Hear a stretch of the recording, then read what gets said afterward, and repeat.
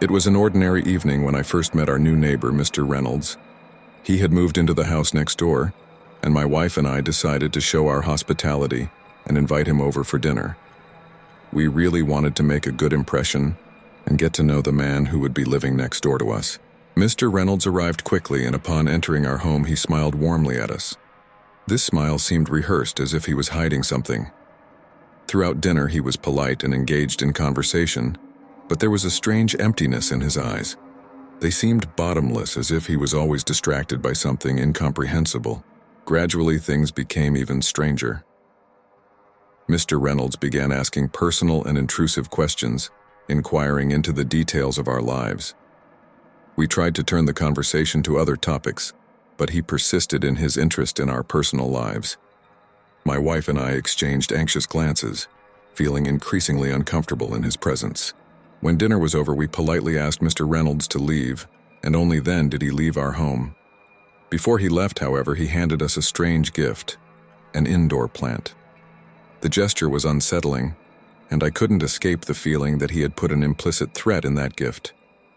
In the days that followed, I constantly felt that Mr. Reynolds was watching us. I saw him outside my house, just standing there watching our dwelling.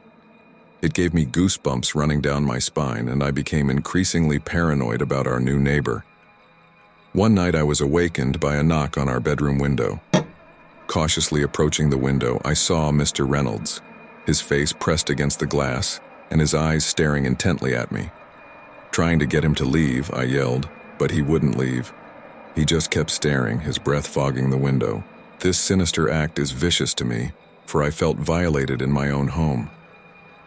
The next day, I decided to deal with Mr. Reynolds' behavior and knocked on his door. When he opened, I clearly told him that his actions were unacceptable and he should respect our personal space. However, his response was completely unexpected. Instead of apologizing or acknowledging his intrusiveness, he simply smiled his disturbing smile, stating that he wanted to be a good neighbor and get to know us better. I walked away from his door feeling even more anxious than before.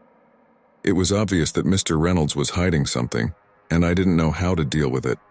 Weeks went by, and his behavior became more and more erratic. He would leave strange notes on our doorstep with mysterious messages and drawings that made no sense. He seemed to be trying to convey some message to us, but I couldn't figure it out. One night we heard strange sounds coming from his house, whispering and mumbling as if people were gathered in it. It was well past midnight, and we realized that something was wrong. We called the police, and when they arrived, we found a room filled with pictures of our family taken without our consent. Mr. Reynolds was taken into custody, and it was discovered that he had a previous history of stalking and harassment. We narrowly escaped the nightmare, and I couldn't help but wonder what might have happened if action hadn't been taken. To this day, I am still haunted by the memory of our chilling encounter with our new neighbor.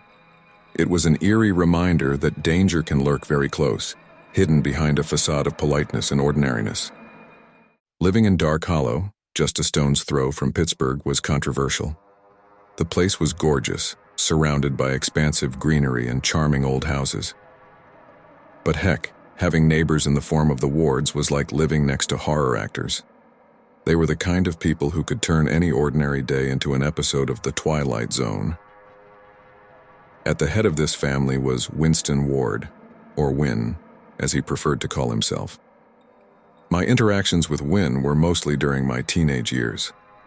As a young girl, I received special attention from him, which I wasn't happy with. He was overly polite, but in a way that sent shivers down my spine. He seemed to be fake nice, always with some hidden agenda. There were times when I noticed his predatory glances on me, piercing and unadulterated. For example, one day when we happened to be in the same store, he followed me around, coming so close that it made me feel uncomfortable. He even sniffed the air next to me, which was very strange. I remember walking through the store trying to get rid of the unsettling feeling, but in the corner of my eyes I kept feeling his presence. Every time I turned a corner, I tried to get rid of it. But then, after a while, I walked out of the candy department, immersed in thinking about which candy to choose. I forgot about the time for a moment, but as I turned right at the end of the aisle, I almost shrieked in surprise. He was standing next to me, literally a couple feet away, and I was a little shorter than he was, so he seemed to be looking down on me with an unsettling smile on his face. He held his hand behind his back, and I noticed it move slightly. Then he spoke up. "Is this the sweetness you seek?" I was shocked, frozen in place as if rendered speechless. However, I remained polite, not wanting to cause a scene in the grocery store. I mumbled, "Thank you, and hurried away. I ran out of the store as fast as I could, not even daring to look back to see if he was following me. I was left with the feeling that I had just escaped the terrible danger that lurked in the shadows. Ward was strangely courteous to women and girls, but to guys he constituted a nightmare vision. My confrontation with my brother turned into a dangerous situation when his car was smashed with a baseball bat. Wynn was completely serious. Then a night happened that I still remember with trepidation. I was lying in my room trying to sleep when I heard strange noises outside my window. The shrill scratching was replaced by quiet tapping. At first I thought it was just a tree branch or something, but the sound was too rhythmic, too mysterious. I winced as I lay there listening to this horrible sound that grew more and more intense. Gathering my wits, I peered through the blinds, and what I saw pierced me to the marrow of my bones. A dark figure stood in the courtyard, moving as if seeking entrance. The moonlight was insufficient to discern who it was, but its shape it was too enormous to be an animal. My heart was pounding frantically, and I could hear it in my ears.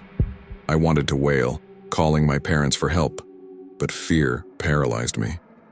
The figure stood there for what seemed like an eternity, and then it just disappeared. The next morning I looked around the street, partially expecting to see footprints or something similar, but there was nothing. It seemed as if nothing had happened, but I couldn't shake the feeling that someone was watching me, that I was vulnerable in my own room. It was one of those moments that stayed with me, making me doubt every creak of the night house. And I certainly knew it was someone from the neighboring family, and that didn't strengthen my peace of mind. Then there was Maggie, Wynn's wife. She always wore lots of makeup and had dainty eyebrows.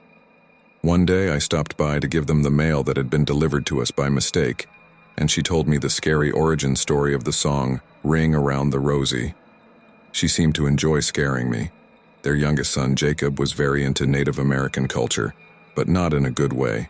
He ran around with a bow and arrow, and some people even claimed to have seen him with real arrows.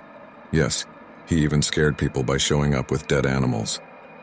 Plus, he even got the attention of social workers. Johnny, the eldest son, the ward, was not quite right. He was the kind of guy who growls at you in the hallways of the school like a wild animal. But the craziest thing he did was something to a girl from our school. She was beautiful and smart. Johnny had somehow unwisely fallen in love with her. He asked her out on a date, but when she turned him down, things went south.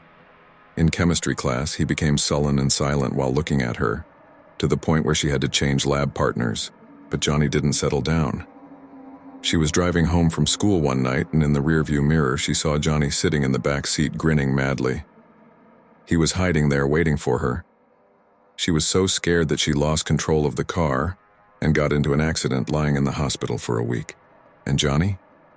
He only got a slap on the wrist from the police. No serious consequences. It was crazy. When the for sale sign was finally put up on the ward's house, relief seemed to finally pass through Dark Hollow. After they were gone, they became more of an urban legend, a story that old-timers tell to scare their friends. It's nice to think that nothing terrible happened while they were here, but who knows what they're up to now.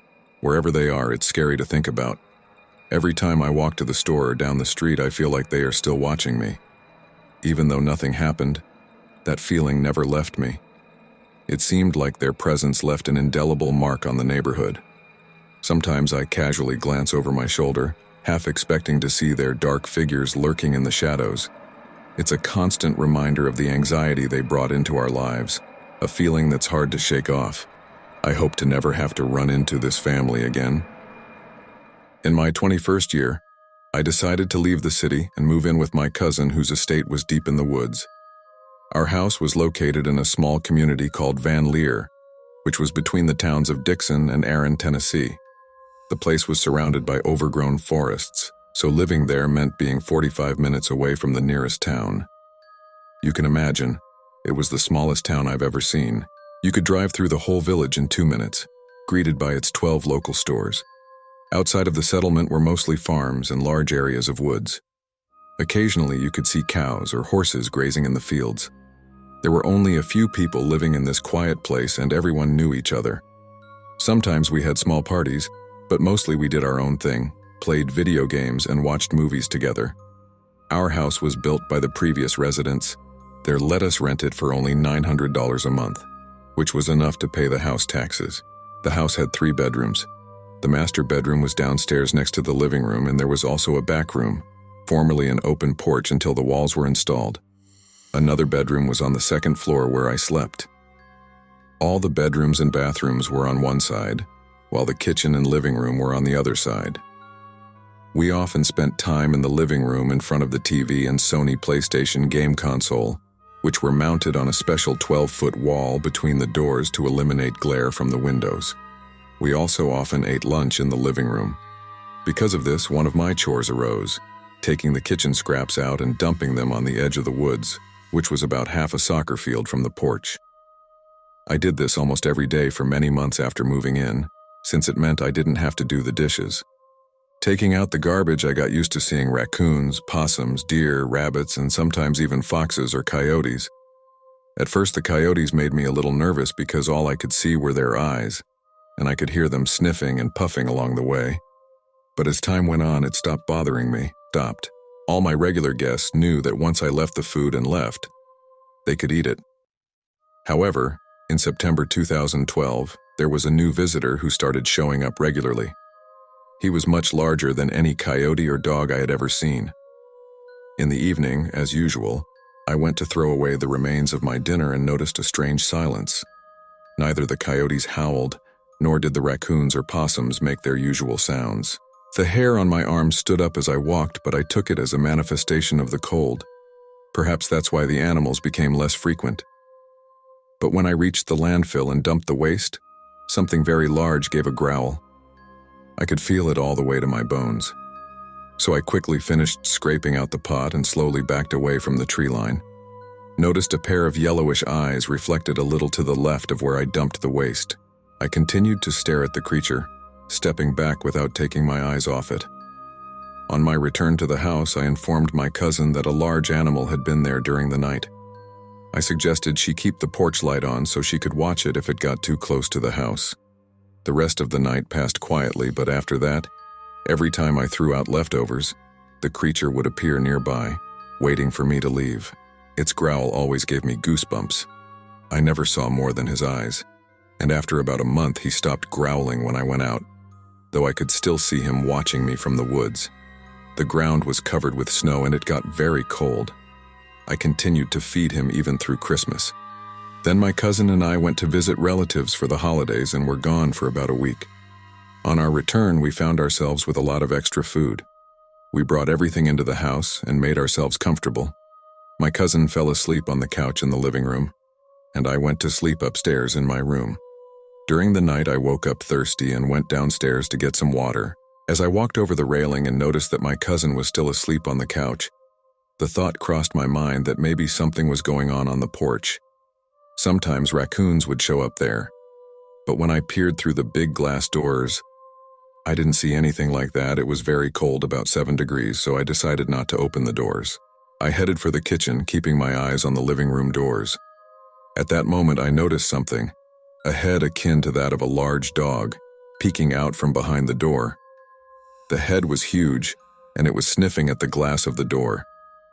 At first, I was frightened by such a sight, but then I curbed my fear, thinking it was just a big dog, probably the same one I had fed a few months ago. It occurred to me that I was away for a week, and perhaps this creature had been left hungry. Unlocking the refrigerator, I grabbed some turkey, with the intention of tossing it out the kitchen door onto the porch for the creature to snack on. But as I leaned over to the refrigerator and turned my gaze back to the door, I froze. At first, the head was about 3 feet off the ground, but now the creature's face was high above me. It stood on 2 legs, much taller than me. The creature had to bend down to peer through the door. My height is 6 feet and my cousin is a little taller at 6 feet 5 inches. His head almost grazes the top of the doorframe, so this creature was about 7 feet tall. I felt shocked and paralyzed. I was deathly afraid. What horrified me even more was that the creature reached out to the handle of the sliding glass door and started pulling it towards me. My heart raced even harder, and I heard the frame of the glass door bang against the door lock. Luckily, however, we hadn't unlocked the door since we got home. Suddenly, the cousin started to wake up. He got up from the couch, still half asleep, and went to the bathroom. He was about to say something, but something caught his attention at our door. The creature looked at him and let out a growl. My attention darted back and forth before I took a step closer to the kitchen door. My cousin, frozen in place, was very startled by what he saw. I grabbed the handle of the kitchen door and unlocked it. Cousin asked me quietly, "What are you doing?" I opened the door and quickly threw the plate of turkey outside, then closed the door and locked it. The creature saw the food fly into the yard, took another look at me, and jumped off the porch to retrieve the food. My cousin grabbed my hand and took me upstairs to a room in the attic where there was a sturdy door. We stayed in that room all night, listening for any rustle.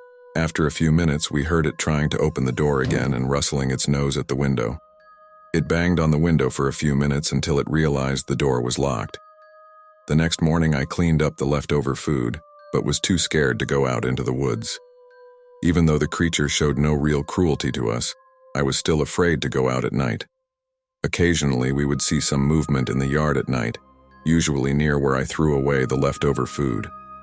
Each time we noticed it, we would turn off the TVs and lights and watch until it went back into the woods.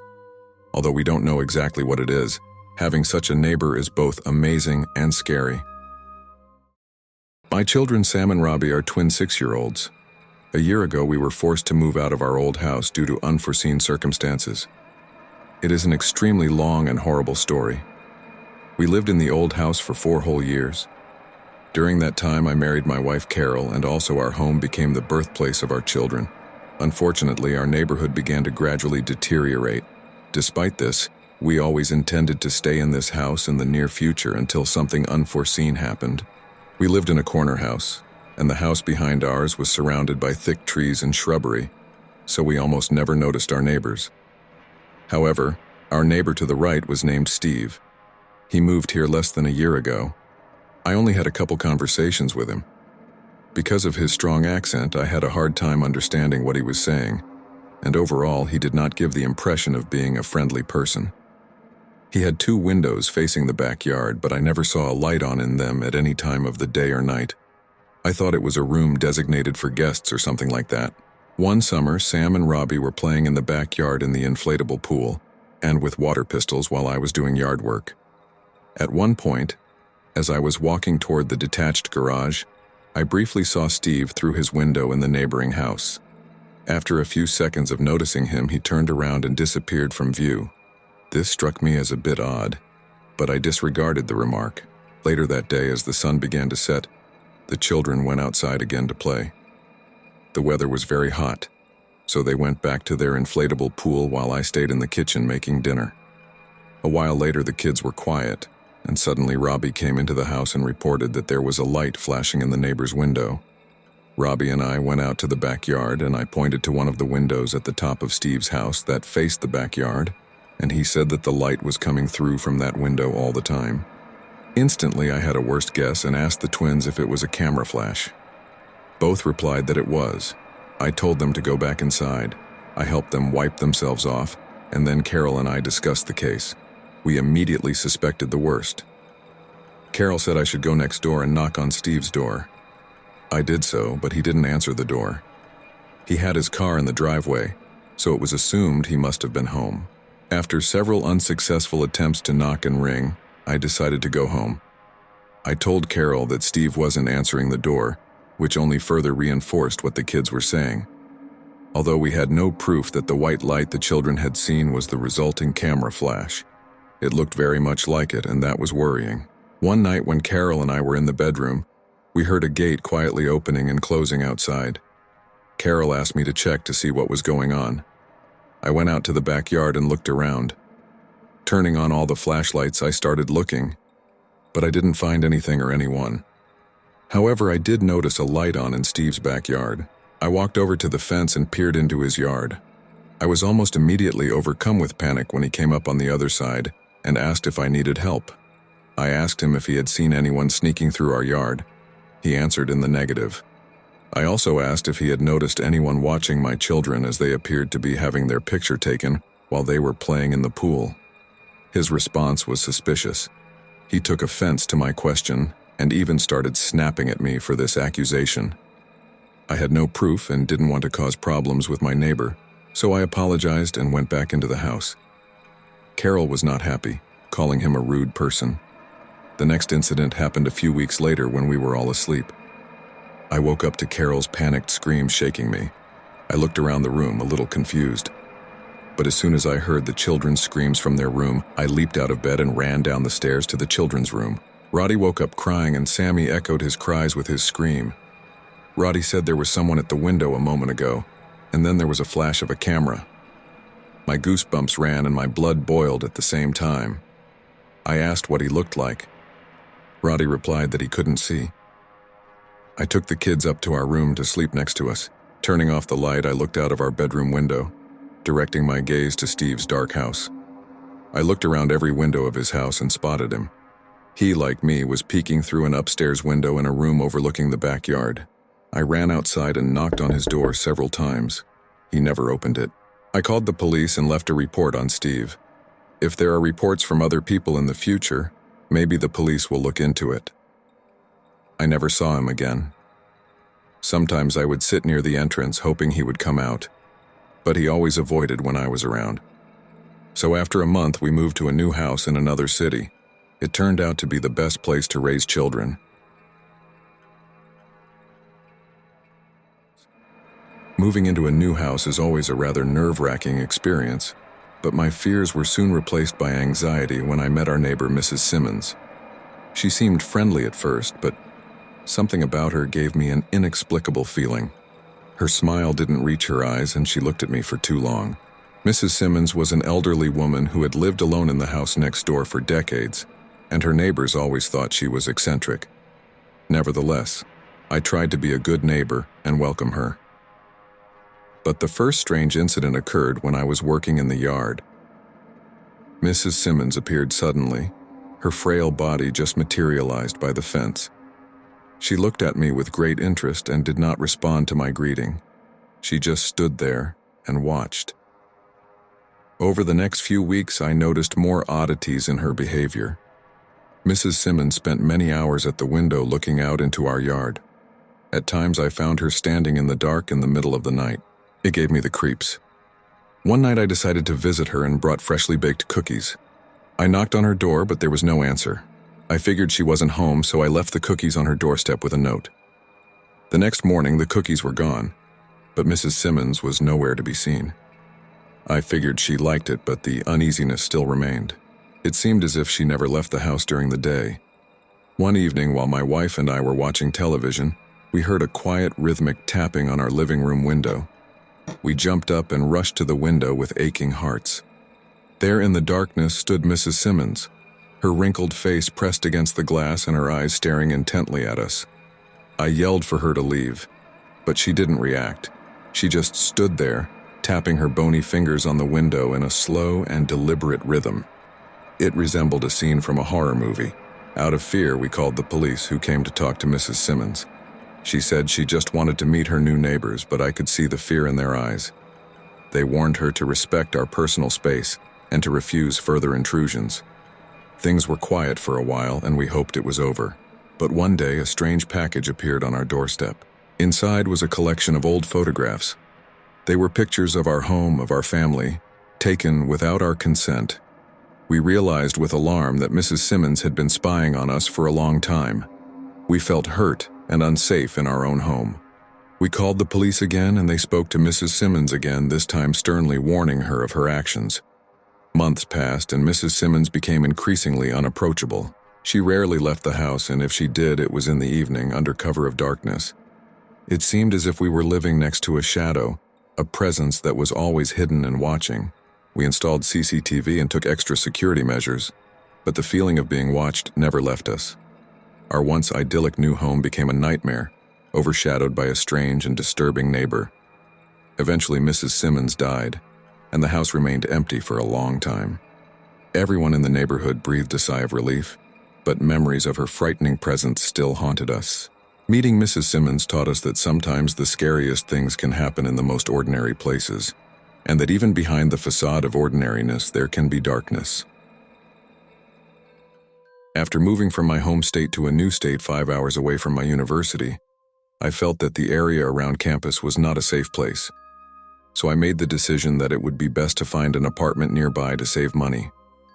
When I got to the place, it looked like a large mansion that had been converted into a 3-story building, with a large 2-story portion added to the back.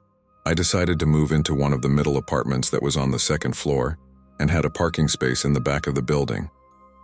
At first, I was frustrated that I could see a distance from the other tenants. But over time, I got to know the people living in the apartment next door. They were a married couple with no children, probably 10-12 years older than me. The property manager explained to me that the husband was the son of the former owner of the entire building, but had been in a serious car accident by accident, and had since had problems thinking and perceiving the world around him. The wife was friendly and had a strong and talkative personality. They both seemed very eager to get to know me and get to know me better, which was apparently driven by their own need for companionship. As time went on, it began to seem to me that they were seeking a special connection with me, and it gave me a strange feeling. They would often sit by their door or leave it partially ajar so that they could see me when I came or went from the apartment.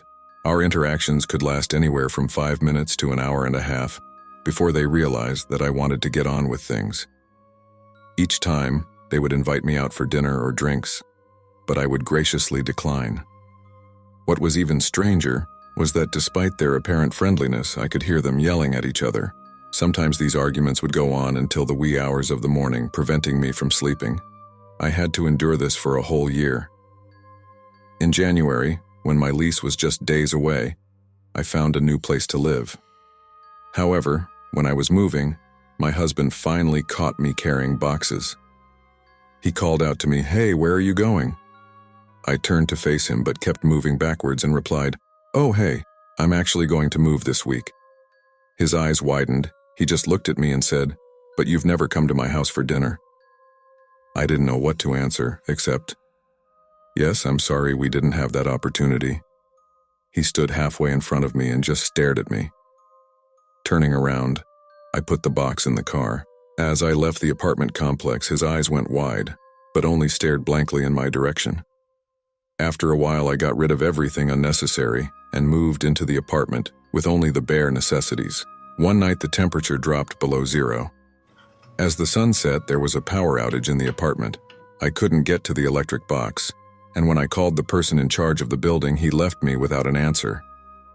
I had to contact the electric company and inform them of the breakdown, after which I packed my things to spend time at my friend's parents' house.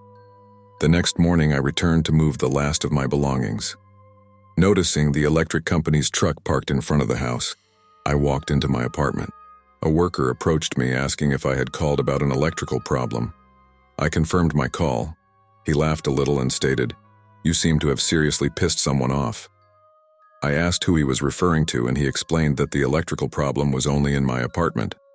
Normally, when a problem occurs, the switch is in the middle position, but in my case, it was turned all the way up, meaning someone had deliberately turned off the electricity. The switch is in the basement and only the building manager or owner can get there. I realized that my neighbor had deliberately deprived me of power on the coldest night of the year. It wasn't worth having a conversation with him about it. I just wanted to leave the place. Gathering my things, I left without even looking back to see if he or his wife were watching me.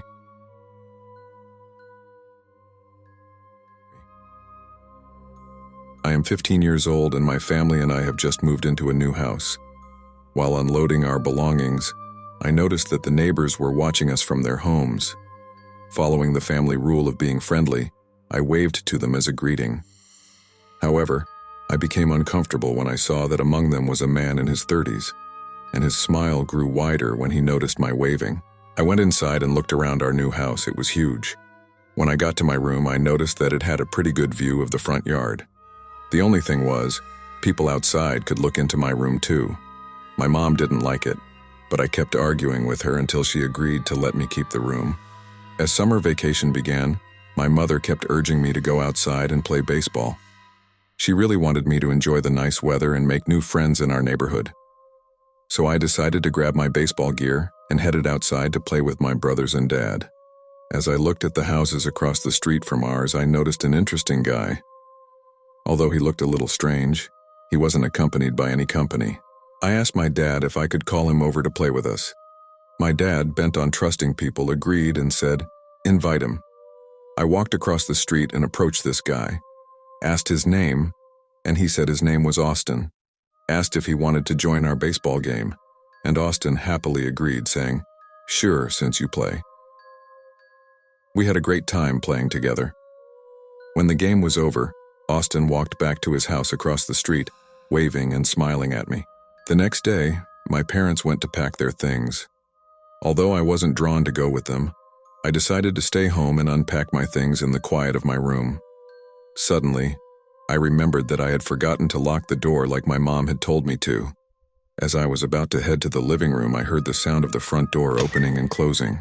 At first I thought it might be Mom or Dad, and I was about to call out to them, but a strange feeling came over me. I realized with great amazement that it wasn't my parents, but Austin. He walked into the house and closed the door behind him. As soon as I noticed this, I got scared and ran to my room as fast as I could.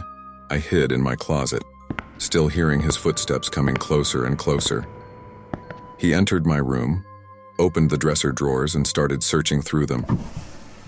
Then he left the room and walked down the hallway. I looked out of the closet and saw my underwear scattered on the floor.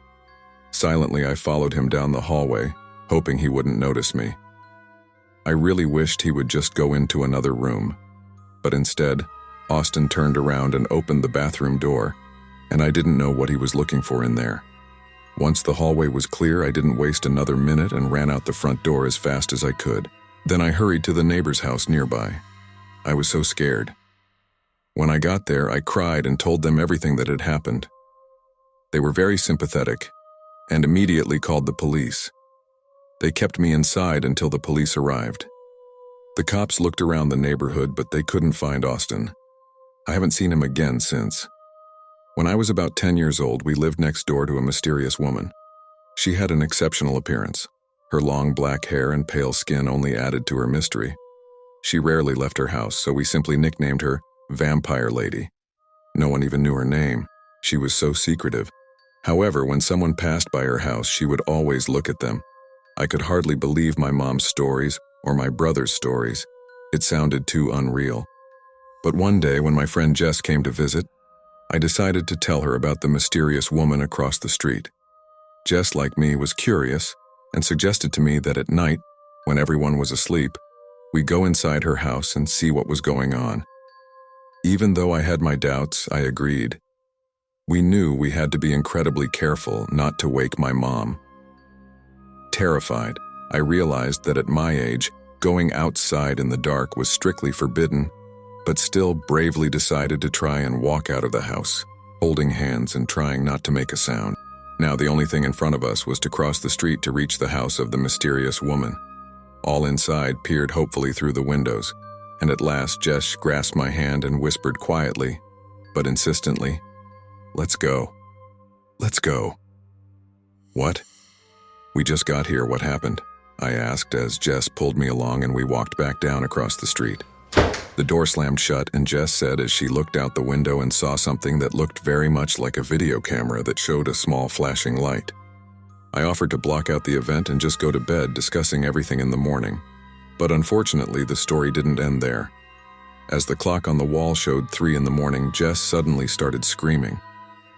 I quickly climbed up on the bunk bed to see what was going on, and saw a camera lens pointed directly at our bedroom window.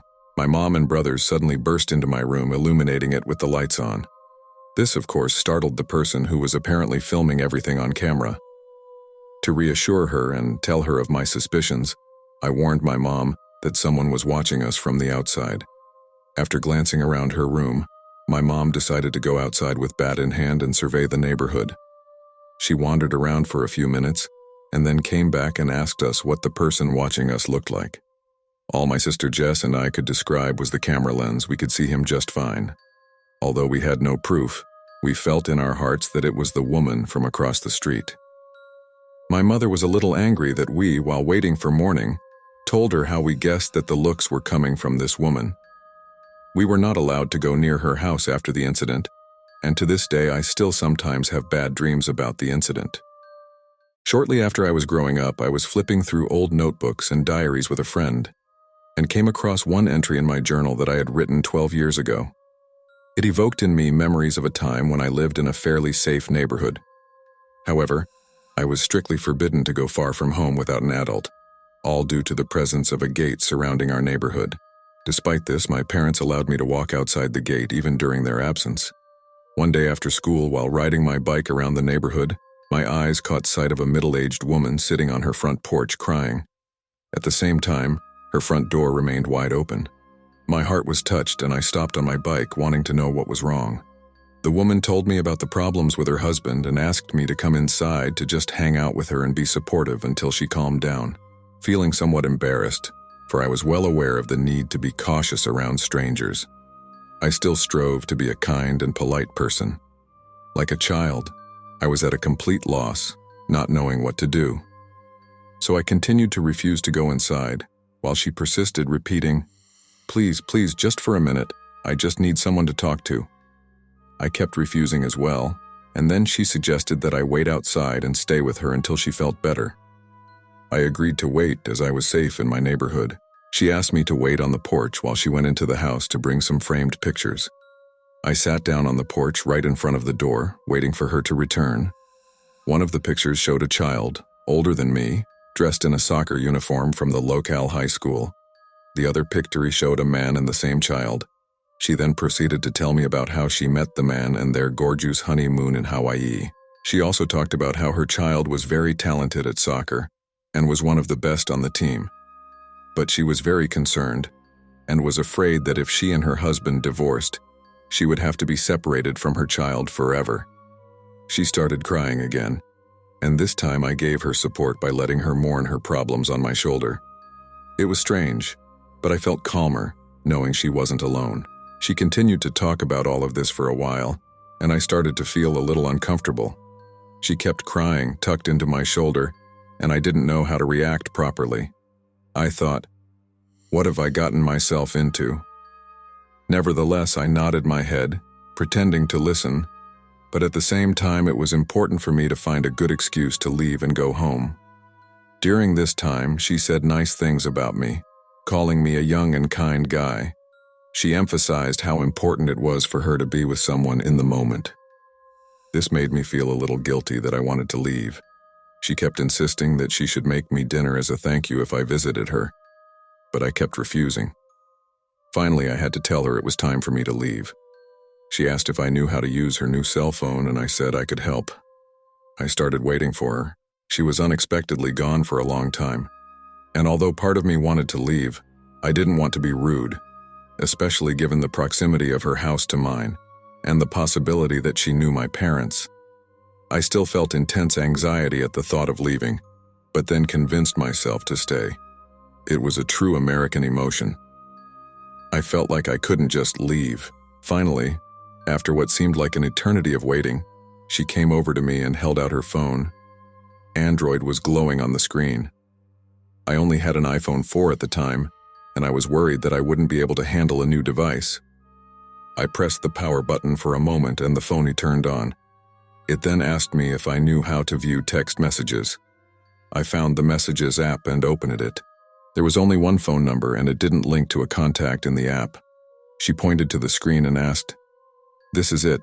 This is my husband's number. Please read me his messages." I opened the messages. She was receiving many virtually identical texts. Only the wording of the greeting and the call to reply differed. Finally, after what seemed like an eternity of waiting, she came over to me and held out her phone. Android was glowing on the screen. I only had an iPhone 4 at the time, and I was worried that I wouldn't be able to handle a new device. I pressed the power button for a moment and the phone turned on. It then asked me if I knew how to view text messages. I found the Messages app and opened it. However, she then rapidly changed her mood from a weepy and concerned woman to an angry and determined person ready to prove a point. Several times I paused during the reading and asked if she wanted me to stop, but she waved me off, demanding that I continue reading. And so I continued. My husband seemed to be acting crazy, sending identical messages from multiple numbers.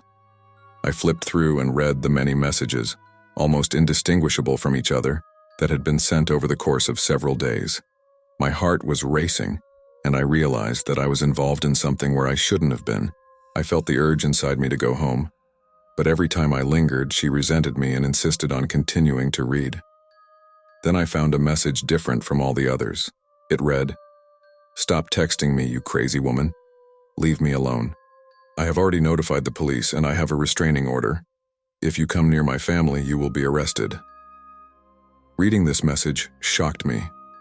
I realized that all the messages I had read had come from her herself. I stopped and could not believe what was happening. But she insisted that I continue reading. I told her that it was very late and I had to go to my parents' house for dinner. However, this time she was both angry and very concerned, so I explained how it could be unsafe to be gone so long without an explanation. She begged me several times not to go and started crying when I got up. To be honest, that's when I started to get an uneasy feeling. I rode my bike home as fast as I could.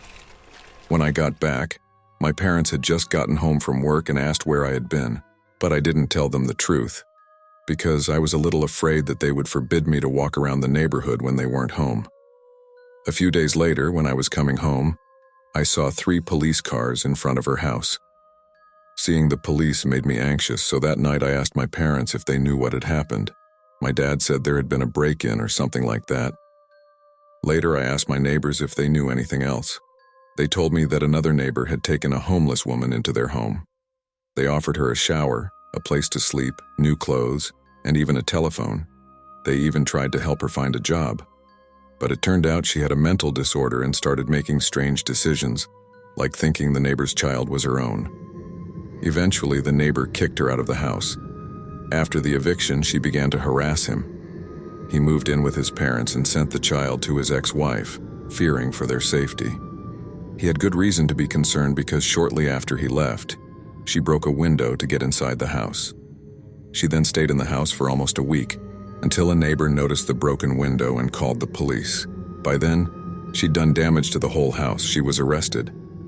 I found it hard to believe, but I checked the house myself and saw a broken window. I guess the guy had canceled the lease and moved out right away, fearing she might come back after she was released from jail. It is unknown if she tried to return, but I really hope the new tenants found out what happened. To this day, I still feel bad about the incident. Who knows what might have happened if I had gone into that house. This happened in my former apartment where I lived from June 2021 until I moved in 2 years later. About a year after I moved in, a new tenant moved into the neighboring apartment. My apartment was on the 2nd floor, the penultimate apartment at the end of the building. The layout was straight hallways with rooms on either side.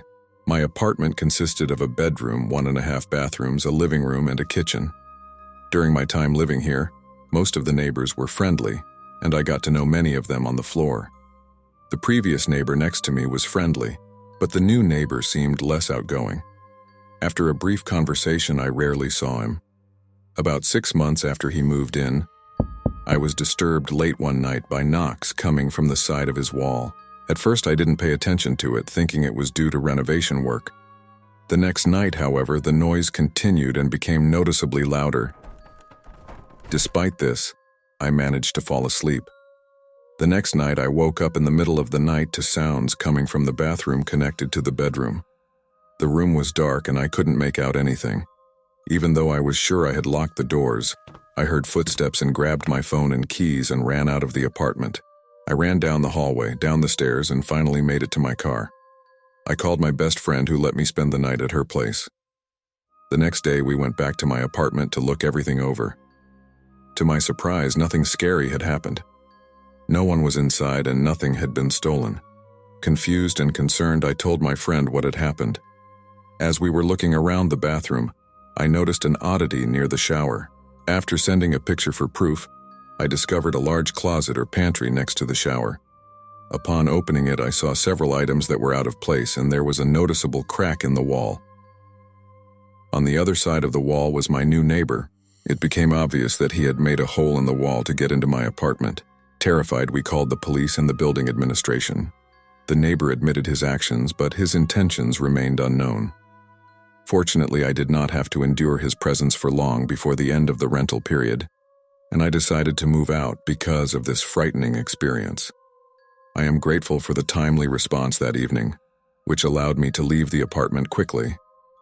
A story about a former neighbor of mine makes my soul stand still. My wife, our dog Sparky, and I lived in a single-family home with 1 acre of land in a residential neighborhood. We had lived in that house for 5 years, but alas, our neighbor Ben has been an absolute nightmare since he moved in, which was about a year ago. He has torn up our flowers, criticized the car, and even called our house the ugliest on the block.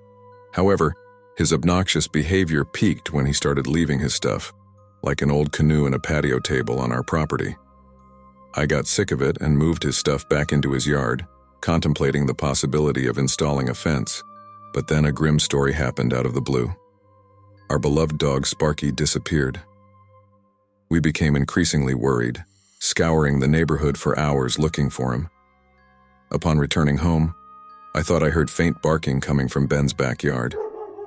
Upon doing my own investigation, I discovered that Sparky was locked in the neighbor's shed. Unable to get him to open the door, I was forced to enlist the help of the police. Upon their arrival, Sparky was rescued and we filed charges against Ben. Although he was given a relatively light sentence along with probation, he had to leave our neighborhood.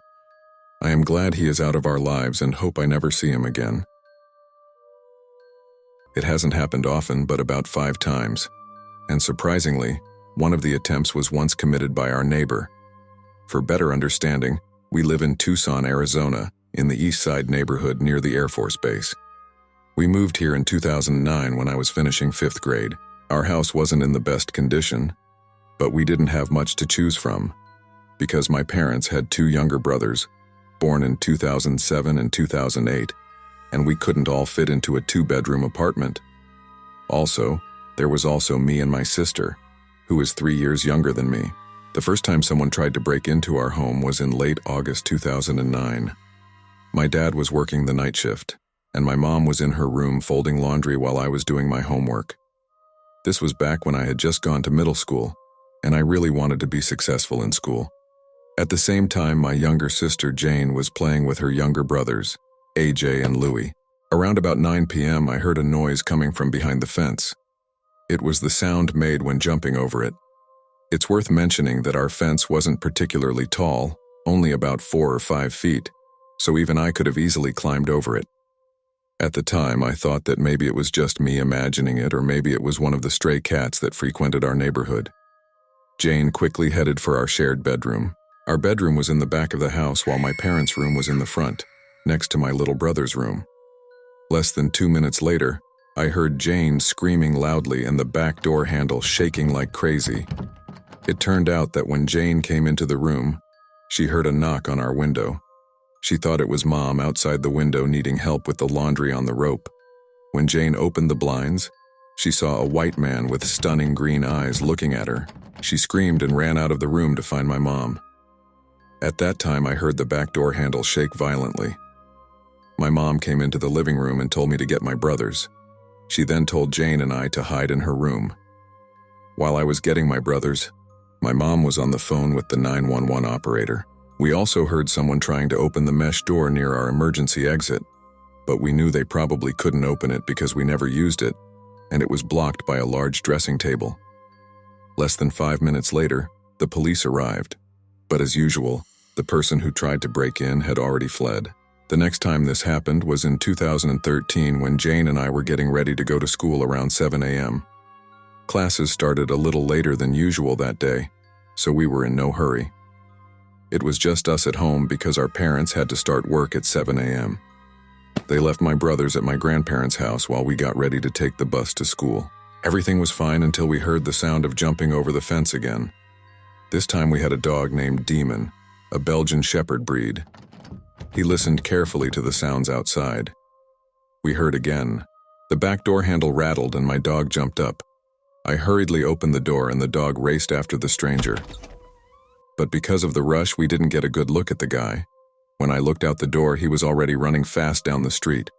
We quickly called our parents and then headed to school. In 2014, there was a nighttime break-in at one of our cars, but luckily nothing was stolen. My parents don't usually keep valuables in their cars, so the intruder who broke in found nothing of value to steal. The fourth incident occurred in 2016 when my brothers, who were 9 and 8 years old at the time, were involved in the crime. They were asleep in their rooms when they suddenly woke up feeling anxious. They did not know the cause, but turned to the window and saw the dark figure of a man standing outside their window, trying to look in and saying, "I see you." The brothers had curtains that did not let the light in completely, but also did not allow them to see through them. At first, they were truly terrified and wanted to scream, but AJ, the oldest of them, decided to scare the man away by throwing his shoes through the window. This alarmed the stranger, and he quickly ran away. It was funny to listen to our younger brothers tell us this story the next morning, but it was also scary because we didn't know how long the man had been standing there. The most recent incident happened a few nights ago. I have since moved out of my parents' home. Jane is now 22 years old, I'm 25, and AJ and Louie are 15 and 14 years old respectively. It was about 5 p.m. when I turned the corner to my parents' house. Our neighbors had an expensive truck parked next door. I usually don't pay much attention to my neighbors, but this time I noticed 2 men standing near the truck looking at it. They noticed me as I drove up to my parents' house. Upon exiting the truck, the 2 men headed toward me. At first, I thought they might be friends of our neighbors checking out the truck, but I didn't see my neighbors nearby. It looked suspicious because the 2 men were white and our neighbors were Hispanic. I had never seen them before, and I had also never seen our neighbors with white friends, as they often have parties. I got a strange feeling that these people were unlawfully up to something. They came so close to my car that they could have touched me if they had just reached out their hand. Our eyes met, and as we walked away, I couldn't resist asking, "What did you guys have to deal with?" They didn't answer and continued walking at a leisurely pace. When I got to the front door, my parents were there, and I asked them if neighbors Andre and Anna knew that the 2 men were looking at their truck. I used the time my family spent making dinner to go with my mom to our neighbors through the door and talk to them. Anna was home with her 2 little girls and did not notice the men at her car. She did not hear the notification from the surveillance video camera that recorded the men's actions. Anna told us that this was the 3rd time she had seen the men in the last 2 days. Her husband, Andre, works at a construction site, and he sometimes has to leave for the night shift or go to work very early in the morning. This leaves Anna alone with the girls. We advised Anna to be extra careful and promised to report any suspicious occurrence to her. The same night that I was met by the 2 men, my brothers and sister told me that the men had returned and tried to break into Anna's house. She called my parents to ask for help.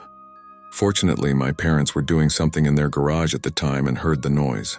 They instantly came to Anna's rescue. One of the men ran away and the other was detained by neighbors. They held him until the police arrived. Initially, the men intended to break into the house in the middle of the night and steal items to sell to support their drug addiction. After noticing Anna's truck earlier that day, they approached it, believing they could break into it instead of the house itself. However, when I showed up and saw them, their plans fell apart. They decided to stick to their original plan and attempted to break into Anna's house. Fortunately, Anna and her girls were not harmed. The situation in the neighborhood was getting worse as time went on, with more and more homes being attacked or burglarized. Although our home has often attracted the attention of criminals, we don't believe these are the same people who tried to rob us a few years ago. In recent years, residents in the neighborhood have become increasingly concerned about what is going on. Fortunately, no one has been physically harmed in recent years, despite all the incidents in the homes.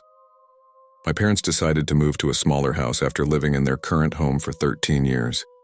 They made this decision because the new owner of the house informed them of plans to increase their rent by 30%. I assure you, the house is not worth that much, especially in this neighborhood. A few years ago, I lived in Japan for about 10 months. It was part of a year-long study abroad program at my university. I stayed in the city of Hiroshima, and most of the Japanese people I met were very kind and polite. However, There was one old woman who lived in our block who was different from the others. This festival was all about drinking sake, a popular Japanese alcoholic drink. People come here to drink and have a good time, so we tasted many different kinds of sake from different regions of Japan and ended up getting very intoxicated. Afterwards, we were inexplicably able to take the train back to our apartments. I remember very little except that I called my girlfriend and fell asleep on my futon, a so-called Japanese-style bed. It was the next morning, about 6 a.m., when I was suddenly awakened by a deafening ringing of the doorbell. I was confused since it was still so early, but I thought it was probably my downstairs neighbor wanting to talk about everything that had happened yesterday. I peeked through the small hole in the door and saw a policeman standing there. I talked to him using the translator on my phone, and he said that there had been a noise complaint. Was surprised, since all I did was make a phone call and go to bed last night. However, they, seeing my bewilderment, realized that there may have been a mistake and left. I still felt drunk and confused, but the day went on as usual. At 6 o'clock the next morning, my doorbell rang again. I had already speculated what it might be, and when I looked through the peephole I saw 2 policemen. I had the same conversation with them and stated that there was no noise. I then took them to my apartment to show them that I was falling asleep while watching Netflix. It was then that they informed me that it was a neighbor, a person I had never met, who had complained. At that point it occurred to me that maybe she was just being unkind or considerate, so I spoke to a person at the university who deals with international students. He said that they would move me to another apartment on the floor below. I was very upset because I was just starting to get comfortable in the new place, but I had to make that decision. He planned to come the next morning with the landlord to move my stuff and check out the new room. Have you ever been woken up in the middle of the night and it really ruined your day? Well, that night I went to bed on time and was getting ready for the people who were supposed to help me move my stuff. But around 3 in the morning, my doorbell started ringing. The ringing was so loud that I woke up immediately. Now I was terrified. I couldn't even move, nor did I want to. After about a minute, which seemed endless, everything suddenly quieted down. Slowly, I approached the front door and looked through the peephole, but saw nothing there. I was sure that my neighbor was acting very strangely. The rest of the night passed without incident, and eventually I went back to sleep. The next morning I woke up, still a little frightened. My friends were due to arrive soon, and I kept going out to see if they were downstairs, but always made sure to close my door quickly because I didn't know what that woman might do if she saw me. When I entered the room, I noticed that the sliding door to the balcony was wide open, and that's when I saw her. She was pressed up against the fence separating our balconies, but she kept looking directly at me. We stared at each other for a moment, and then she quickly turned and walked away to her side. At the same moment, someone knocked on my door. Luckily, it was the people who had come to help me move. I quickly explained the situation to them and hurried downstairs to my new room. At one point, I noticed the woman again, who continued to act strangely outside. She was pointing at my new room and asking the police if they had gone in there. Fortunately, I was able to avoid her after that. I think the police stopped responding to her calls.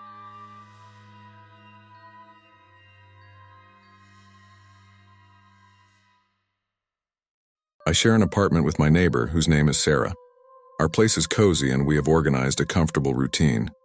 I was already 31 years old at the time, and although most people at that age are already living on their own, I liked having a roommate.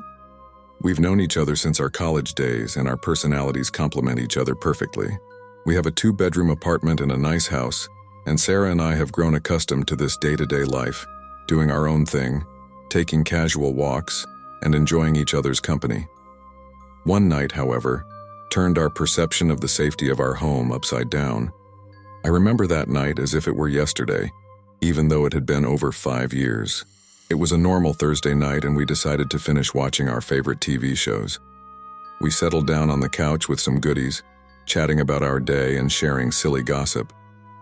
It was such a relaxing evening that we looked forward to a restful night's sleep. When the clock struck midnight, we decided to call it a night. I went to my room, Sarah to her room. I changed into some comfortable clothes and got into bed. Just as I was about to close my eyes, I thought I heard the sound of footsteps in the hallway. I figured it was probably Sarah going to get a glass of water or something. But the footsteps didn't stop on her side of the room. They kept moving towards my bedroom. Excitement mixed with fear, and I strained to listen to the sounds. The door to my room opened slowly, creaking, and my heart thumped harder. Before I could react, the darkness was broken by Sarah's voice. "Someone's here," she whispered, and her voice sounded trembling. I jumped up from the bed and glanced at the doorway. There was a man standing in the hallway. He was tall with a disheveled look. I recognized him. I had seen him in this house. He was one of our neighbors. My breath caught as I tried to realize what was happening. At that moment, I slammed the door shut and blocked it with my body. Then I heard footsteps again. He was coming after me. He started banging on the door and trying to open it. I yelled to Sarah to call the police. Then I heard her yelling for the man to leave because the police were on their way. The banging continued for another 10 seconds, then stopped. At that point, I heard the man walking away. When the police finally arrived, we told them everything. We said it was one of our neighbors, but we weren't sure which apartment he lived in. From the description we gave them, they were able to track him down and arrest him. We never found out what he wanted, but I think it's safe to say the guy was not right in the head. I learned 2 lessons from that experience. The first is to never live alone, and the second is to always lock your damn doors. I am 16 years old. I was in a terrible car accident last year. Since then, I sometimes have chest pains and breathing problems for no apparent reason. Sometimes my arms and legs shake on their own. I live in a spacious rural area with many trees and shrubs on my property. I'm always cautious and do not trust strangers. One night, at about 1:30, I was sitting on the couch watching a movie while my parents slept. My sister was out of town, being in a cheerful mood. Suddenly, I noticed a bright light coming in through the slits of the blinds. It turned on in response to some movement outside the window. Although the windows were closed, the light was so strong that it penetrated through the blinds. Suddenly, I heard a noise coming from the back door. At first, I thought it was my sister returning from her night walk, but she never showed up for another 20 minutes. I asked her why she stayed outside for so long, but she said she had just gotten home. I thought it was probably due to the strong wind since it was raining heavily that night. We split up with my sister and went to sleep in different rooms. The next night, at 1:15, I was in the kitchen, which was adjacent to the garage, making myself a sandwich. It's worth noting that my dog and cat were sleeping in the garage. Suddenly, my dog began barking loudly and exhibiting strange behavior for no apparent reason. Initially, I assumed she was just barking at the cat, but when the barking didn't stop for a long time, I became concerned. I remembered the incident from last night. I've always been a nervous person, so I went to the garage and got a knife, since my only weapon was there. But just as I was about to go into the garage, the dog suddenly stopped barking. I listened at the garage door for a few minutes, but I didn't hear any noise. I experienced real terror, so I decided to go to bed. I was going to tell my parents about the incident the next day, but they didn't take it seriously. Now it was the next night, and the time was 1:46 a.m. I almost expected my dog to start barking again, so I kept my knife at the ready. And just as I expected, it happened. My dog howled uncontrollably again, barking like crazy. This time I hurriedly headed for the garage, and as I approached, I heard a noise from inside. I was sure someone was in there. I quickly opened the door, but found nothing inside. I looked all around the garage, but found nothing. I told my mom about it since my dad was on a business trip. I suggested that I might have to call the police, but she didn't believe me and said I shouldn't call them. I went downstairs believing that perhaps it was all just a figment of my imagination, and that's when I heard the whistling coming from the window. I rushed to the window and opened the blinds, but there was nothing outside. As I headed back to the garage, I heard a thump and then another whistly. Lo and behold, another whistling at the kitchen window. I quickly opened the blinds and saw that the motion sensor light was on. I went to the garage to get a shotgun, but there was no ammo. I looked for ammo but couldn't find any. Then it came to my attention that not only was the shotgun ammo missing, but all the ammo for the rifle, pistol, and revolver was missing. I heard 3 knocks on the garage door just beside me, followed by whistling and laughter. Fortunately, I knew where my father had hidden the spare cartridges. I retrieved them from a safe place that the man never found. When I returned to the living room, the whole house was filled with the sounds of tapping, whistling, and even laughter coming from every window. The tapping, whistling, and laughing sounded in the living room window, the kitchen window, the game room window, the garage window, everywhere. The man kept knocking, whistling, and sometimes even laughing at every window. I ran out the door with gun in hand, ready for action, but the man was gone. Or perhaps it seemed that way to me. When I looked up, I saw a tall, slender figure wearing a hooded sweatshirt on the roof. I was about to shoot when suddenly I couldn't breathe because of my medical condition. I fell to the cold ground, still aiming my gun at the man on the roof, but my body started shaking because of my condition. The man jumped down and, believe it or not, put his lips right to my ear and started whistling. I thought I was going to die. He then headed towards my pool. After a few minutes, I managed to get to my feet, supported on the shotgun because my legs were still shaking. I thought the man had left, so I went back into the house. And this time my mom believed me. We were about to call the police when we looked out the window and actually saw the man's head sticking out of our pool. The police arrived and searched our entire property. They found all the missing ammo in our shed. There were muddy footprints all over the area, and to make it even scarier, the words "Oh no" were carved into the wall. We also learned that he had gotten into the garage by sliding a heavy metal plate that covered the opening to the outside. It was a real nightmare. Man that was whistling and laughing like crazy, please come back so I can finish my work this time.